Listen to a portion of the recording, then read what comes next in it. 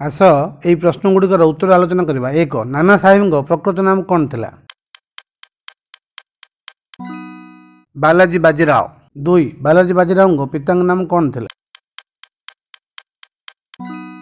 ପ୍ରଥମ ବାଜିରାଓ। 3. ବାଲାଜୀ ବାଜିରାଓ କେବେ ଓ କେଉଁଠି ଜନ୍ମଲାଭ କରିଥିଲେ? 16 ଡିସେମ୍ବର 1721ରେ ପୁନେ ଠାରେ।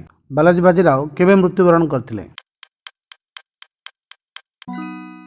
23 ଜୁନ 1761ରେ ପାର୍ବତୀ ହିଲ୍ ଠାରେ। 5. ବାଲାଜୀ ବାଜିରାଓ କିପରି କ୍ଷମତାକୁ ଆସିଥିଲେ?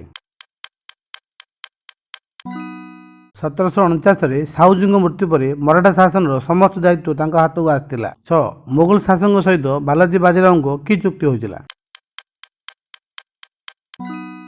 ବାହ୍ୟ ଶକ୍ତି ଆକ୍ରମଣ ସମୟରେ ପେଶୱା ମୋଗଲ ସାମ୍ରାଜ୍ୟକୁ ସୁରକ୍ଷା ଦେବେ। ଧନ୍ୟବାଦ।